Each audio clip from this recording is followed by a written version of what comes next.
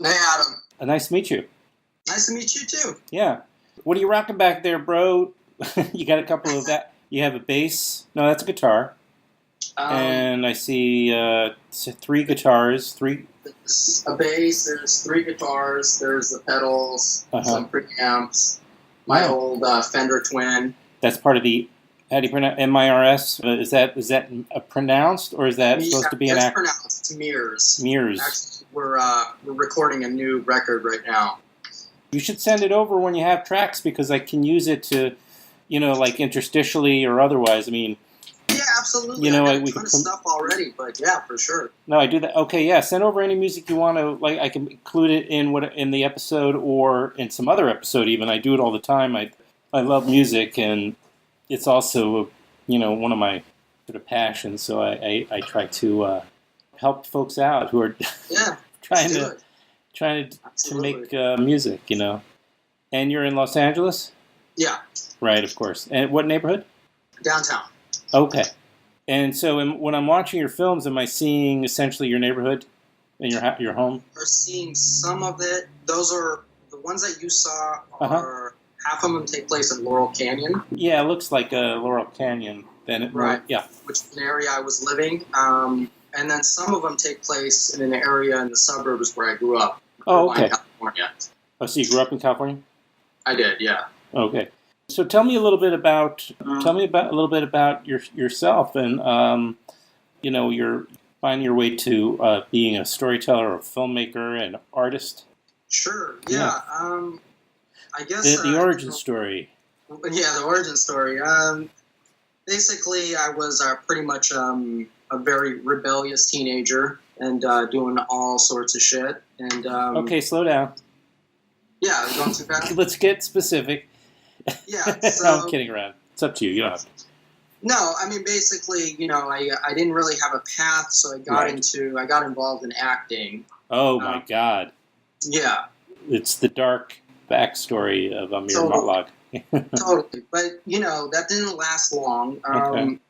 I was being sent out a lot, and they wanted me to fucking play a terrorist and do these reads, and I was like, you know what, it's not my thing. And at the same time, like, I had seen John Cassavetes' retrospective, right? Okay, so what year roughly are we talking about? So this would be sometime in the early 2000s. And my mom is a giant cinephile. So yeah? Yeah. So when you were growing up, what did she was watching stuff at home, or would she drag you to the movie theaters? Yeah, both. But she's really into, all the French stuff. Right. So she really liked Truffaut and... She loved, Truffaut, but then things like Mike Lee and... okay, my favorite stuff. And, all of that. All of the kind of core elemental filmmakers. Right. So, I kind of, it was like ancillary, like it was always in my world, but it wasn't something I was into until... you discovered Cassavetes. Yeah, and coming from an acting background, because I went through the whole thing. Like, I did the Stella Adler stuff, I did the Meisner stuff, Stanislavski stuff. Right. Mm-hmm. And so that, just like seeing that stuff, seeing Cassavetes, I saw Husbands in the theater, and it just blew me away, man. Like, yeah, I'm a little older, of course, and I grew up in a time when they were coming out. I was probably too young, but I had seen them all and also fell in love with his films of all the filmmakers, I'd say his name comes up like as a reference probably more often than almost any filmmaker, as an influence, as a icon, But I just remember there was one movie, I had seen them all over the course of many years, and there had been one more movie I hadn't seen of all of it, because, he died, and I hadn't seen Love Streams. Love Streams, yeah. And I had, and I had been holding off in a way because, I don't know if you've ever had this experience, but, you have this filmmaker you love, and they've stopped making films for whatever reason. And, once you've seen everything, there's no more to look forward to, right? So I finally at BAM here in Brooklyn. I don't know if you know BAM, but they did a retrospective as well, and they were showing Love Streams. So I could not put it off anymore. You know what I'm saying? Because it was on the big, beautiful screen, and I had to go see Love Streams, and it was painful because not only because I was crossing off the last of them off my list, but because also it was his last film, I think, at least completed film, and he was clearly ill and in bad health, and you could see it, and so it was hard to watch for that reason too. Right. Yeah, that was a whole thing with Madonna and Sean Penn about Love Streams. I don't remember that. Tell me. I kind of forgot the details, but basically Sean Penn wanted Madonna in the film, and Cassavetes was like, no, fuck this, I don't want her in the film, and there was this whole ordeal about it. Good. It's kind of something that I remember. No, good. Well, first of all, I didn't even know that Sean Penn was around. I didn't know they knew each other, but I'm glad. I mean, not necessarily because of Madonna's track record, which hasn't been very good, but because, she doesn't belong in that sphere. Nor does he. And even though I respect his body of work, but I don't think he belongs in the Cassavetes world. Yeah, I mean, I generally I agree too. I think he had this thing with Terrence Malick too for Tree of Life, where I mean, he comes from a kind of that kind of core generation where they need all this kind of extraneous material, right, to build these kind of characters, but Malick is into something else. Like he's operating on a different level, and I can see where those kind of clashes occur. Was Malick another one of your guys? Yeah, I mean, my guys, I would say it's like Chris Marker, Malick for sure, Ozu. Mm-hmm. And then the Iranian dudes, Kiarostami, Matt Malbuff. Those are guys kind of I gear towards a lot of the Japanese cinema and the Iranian cinema, stuff that I'm really into. Yeah. Is it maybe because they're less caught up with linear or traditional structures? Yeah, I think, that's partly it. I just feel like a lot of those guys operate on a different wavelength, and they are removed from the strict kind of hierarchy of narrative, right? So where here we have a lot of repetition in our cinema, structurally. In those areas, especially Iran during the 90s, early 2000s, when they were really experimenting, but they had this censorship, they had to kind of come up with their own rules, right? The rules of the structure. And so you get really unique cinema that's just kind of like, for me, it's kind of core truths. That's really where it's at. Mm-hmm. And I think those guys express it really well. I think the Japanese also do that too, especially somebody like Ozu, who was basically making the same film every year for his whole thing. So there's a lot of context built into that. But I think, one thing about Ozu is that those films to me last, like time-wise. And so if you look at one of his works from the 50s, to me it feels much more relevant than a lot of the other stuff I'll watch from the 50s, which seem archaic sometimes, right? So, yeah, so those are people I like. And then Chris Marker, of course, who was doing really fascinating stuff. Yeah. I bet you like Agnes Varda, too. Mm-hmm. Yeah. I guess. Yeah, he's kind of more on the experimental side for me. Yeah, very much so. But I gravitate more towards early experimental, but not necessarily experimental in the way that they are taken in. Mm-hmm. So that they have, I guess that's the easiest way for me to describe that. So when did you realize filmmaking was going to be your way into that? It's just one of those things where it's like I had access to the camera when a lot of people didn't. Mm-hmm. Basically, we had an in with somebody, like some big corporation like Time Warner. He was like an intern there, so we were able to grab all their gear at night, and without them knowing and shoot. And so I was like, hell, this is like the DV revolution. So we had a mini DV camera. Mm-hmm. I had been seeing all this Cassavetes stuff. So I'm like, let me just try to go and make some stuff. See what happens. Yeah. Well, I got to see 2 recent projects that you did, I guess, Man, mm-hmm. which I think, definitely speaks to the films we're talking about, that we are the camera. Right? That's, so you're kind of, it's like the course of a day, maybe? Is that? It is exactly a course of a day, yeah. And again, we are, the point of view, the POV is the camera. It's kind of intriguing. I mean, that was the first thing I watched, and then I thought, okay, yeah, I'm going to talk. I want to know what this guy is about, because I enjoyed it, because I asked to be transported on some level, taken out of my normal perspective or comfort zone or what have you. Right. Oh, it happened today, by the way. I just want to mention, it's still lingering in my body and my mind, and I saw the Paul Schrader film, First Reformed. I don't know if you know about it, but it's... No. You know who Paul Schrader is? I mean, I don't mean to put you on the spot. It's, he has a new film, and it's coming out in May, and it was like the first press screening was today, and I got to see it, and it was pretty spectacular, and it was pretty intense, Right. I appreciate any time where, and it happened also a couple weeks ago with the Lynn Ramsey movie, and I just had her on the podcast.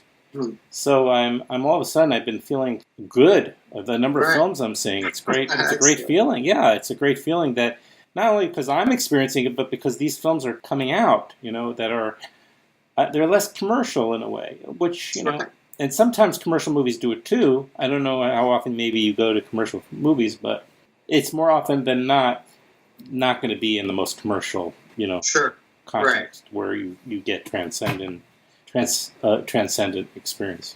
Right. Yeah, I think there's 2 aspects about how we, Charles and I, as my producer, co-writer, and Man, developed that. Charles who? Charles Board. So there is the concept of mono nowhere, which was very, very important in this. And then the other thing is a concept called Shoshin, which is beginner's mind, right? Mm-hmm.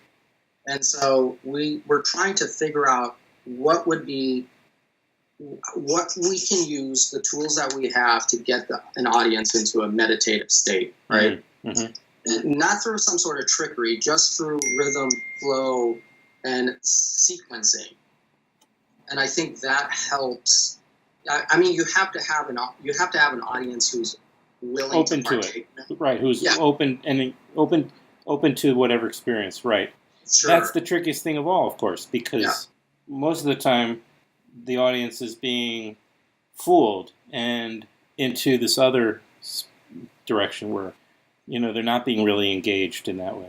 But I don't mean to be cynical about it. It just happens to be true.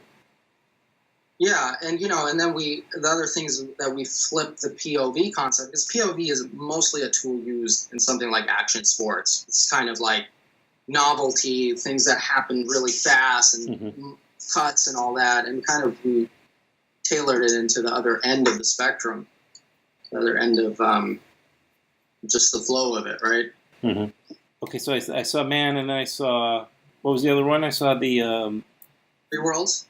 Third World. Is that what three? Was it? Three Worlds. Yeah. 3 Worlds. Yeah, exactly. Is that the most recent project, or? That would be the most recent, right? Yeah. Now talk about that, because you also incorporate first person, not confessionals. It's a very reality television way of describing it. Right. But how would you describe kind of you intermittent or interstitial?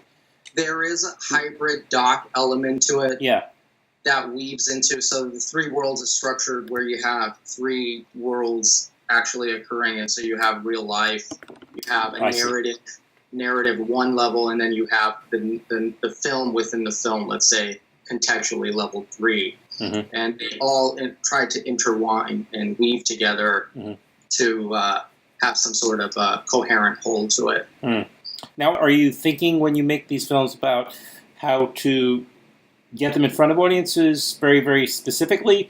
You and Charles, are you thinking about the festivals where maybe you might find the most honestly, receptive audiences of all. This is a tough one because it's one of those things where it's like, both of these are a reaction to me to having other more mainstream type projects fall through the cracks and going, you know what, fuck it, I don't want to go through a development cycle and then have everything fall underneath me and then have nothing at the end of this.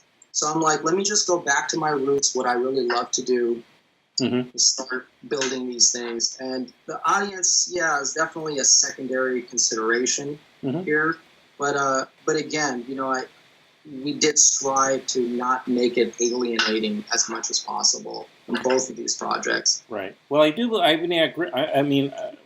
think most people are in agreement that ideally, if you're making art that's an organic process, you do start with purely from what's exciting you or what's preoccupying you, and then, you think about, I guess, the commercial sort of component to it afterward. Now, a lot of people, of course, don't really do that. They're kind of thinking more practically, perhaps. But I think, when especially here where I talk to a lot of people that kind of go back and forth with that.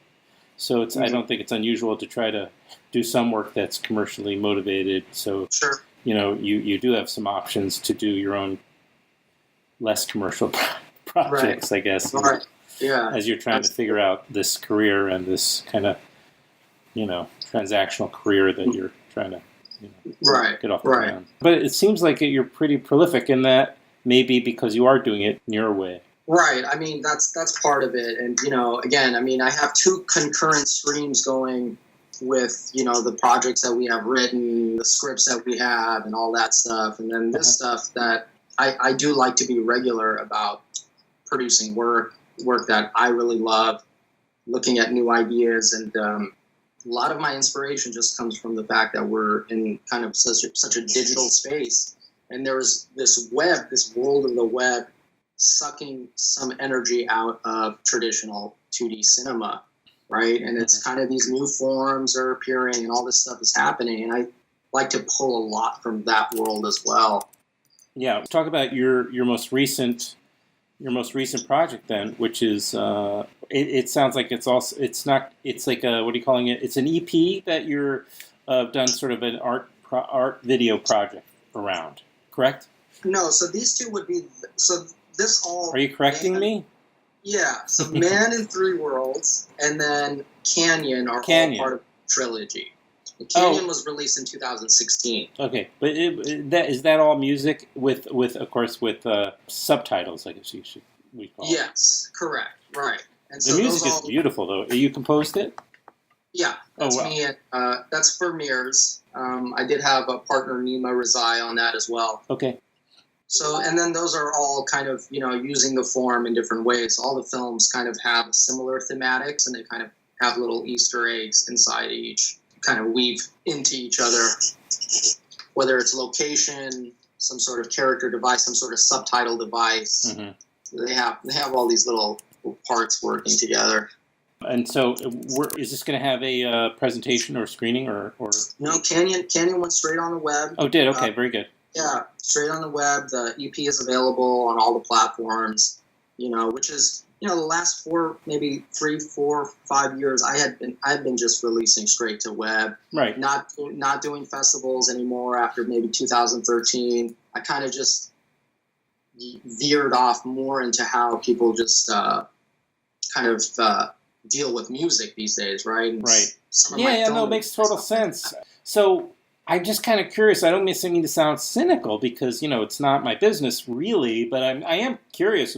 So you're no longer as commercially motivated then with the film work? I am. Okay. I am. But it would make sense that you were. I'm just trying to kind of also get to how you're figuring it all out. It's interesting to me. Yeah, no, we have several commercial IPs ready to go. So if I get the call, we're ready to go. We're ready to get that stuff out the way and make some beautiful work on that level as well.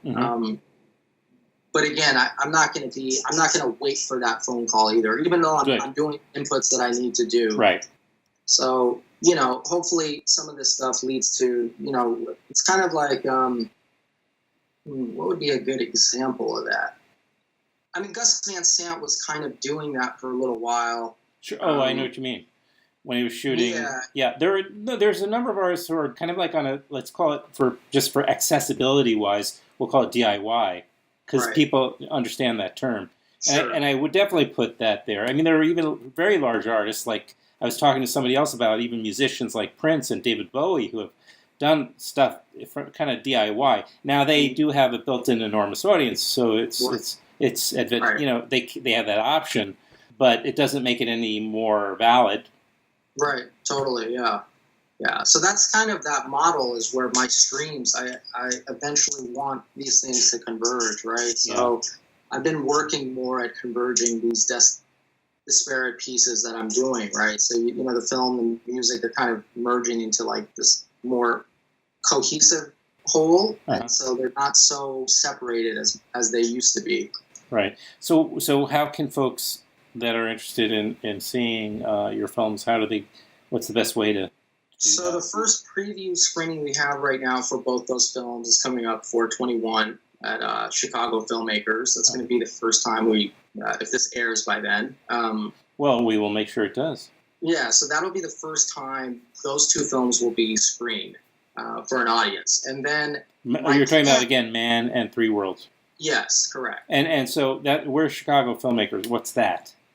Chicago Filmmakers is an organization up in Chicago that puts on screening events, and I guess they have this whole other... So it's a Chicago film community-driven... Yes. So almost like a film society, it sounds like. Kind of, yeah, absolutely. Sort of. And Charles is based out in Chicago, so it kind of works out. Okay. He'll be handling that event. Where's that taking place for people that are listening? Do you know where that is? We can put it in the description, so don't have to worry. Yeah. I don't exactly know where it is, but right. You're in Los Angeles. Why would you know? If I asked you where the Lemley NoHo 7 was, you'd know that. But right. So what I want is to basically what would be really good is if I can take these films to different cities as a double feature. I feel like that's the best way to go about it. But, the other concurrent thing is to try a festival run with one or both. Mm-hmm. Or, we've had several distribution offers, so that's another area that I can go. Mm-hmm. I just don't know if I want to do that yet. Maybe take a bit of time before I jump into that. Right. Well, let's continue the dialogue, and let's do another one soon. When whatever, just keep going. I have no idea when people send me their films. I get stuff that's all the complete spectrum of stuff, and all I'm looking for is something that's kind of soulful. You know what I mean? That's honest and soulful. And I did have that response to your work, so that's why I was happy to be introduced to you. Excellent. That's great. That's great to hear. So good luck to you. Yeah. Thank you so much, man. All right. Stay in touch. Yeah. All right. Thank you, Al. All right, great. All right. Nice meeting you, Amir. Bye-bye. All right. Take care.